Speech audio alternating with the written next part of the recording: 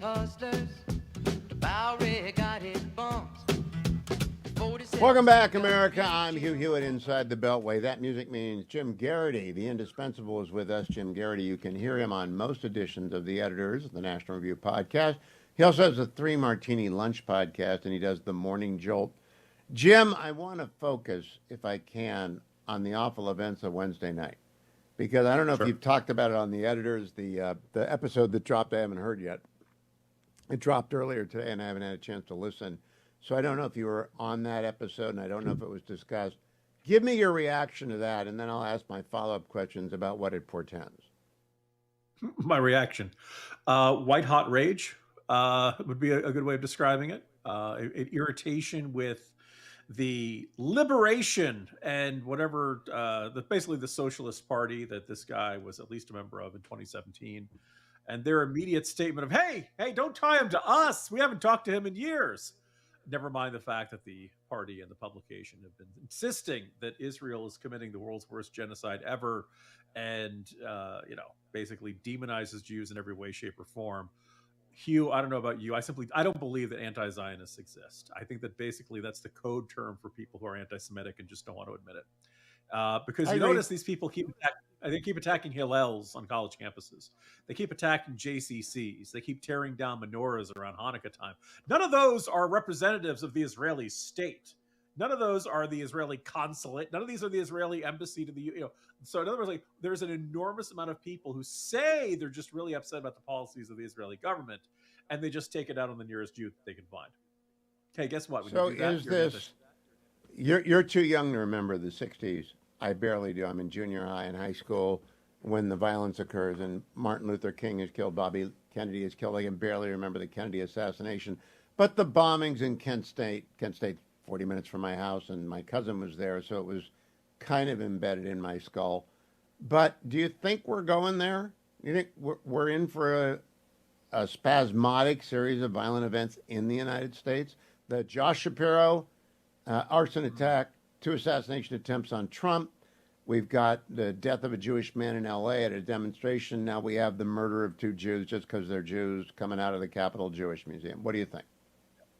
By the way, if, let's say, I'm pretty sure, I think, correct me if I'm wrong, Jared Polis, the governor of Colorado, is Jewish.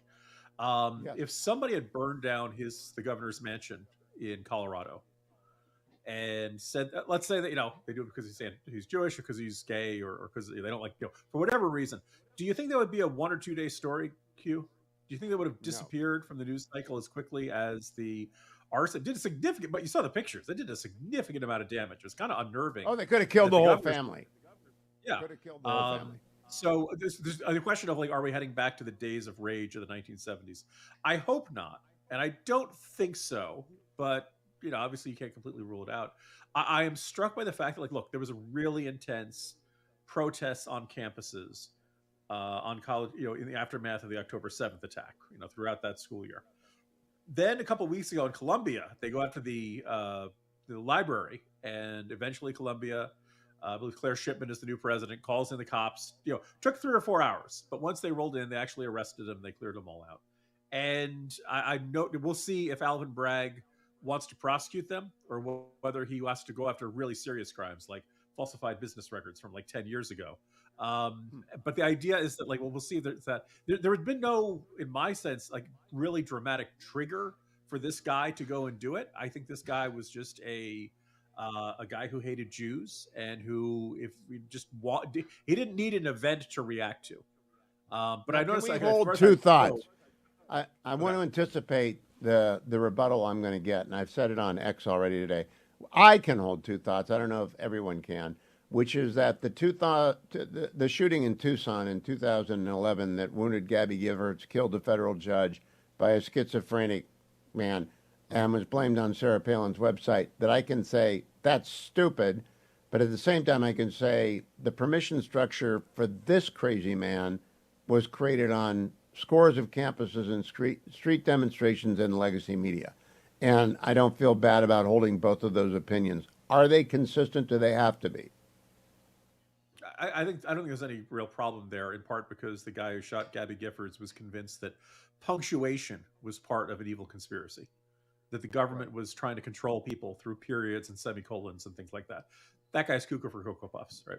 The shooter this past week, apparently, the arrest was caught on video, and he did not seem to be. He seemed remarkably comfortable with himself. And then, of course, he starts chanting "Free Palestine" as they arrest him. It was, he did what he came to do. I don't think this guy, as much as he may seem crazy to you or me, I think he is of sound mind, and to him, it was entirely what you're supposed to do. This is he was accomplishing his mission. He was doing what he believed what his purpose in life was, which was to kill Jews in the name of Palestine. And I forgot to mention in the run-up of events, the same kind of thing happened with Justice Kavanaugh, but the shooter didn't get a chance to get the shot off, right? That's part of this pattern. Yeah. When there is it, there's the guy who tried to blow up the IVF clinic about a week ago, right? Yeah. When there is violence on the right wing, there, first of all, if you're blowing people up, you're not really pro-life, right? That's kind of very basic. If the whole purpose of your movement is to preserve life, is to ensure that you don't get any bonus points for gunning down the abortion doctor, right? Most of us can see that, the kind of consistent application of moral principles. Some nut job comes along and does that, and it's very bad, and everybody on the right denounces it, or everyone on the right should denounce it. But there is no justifiable, in the end, it's really good that you could do this. On the left, going back to the messages of, the folks who were kind of gleeful of, why couldn't the Trump assassin have better aim and all that kind of stuff by congressional staffers, right?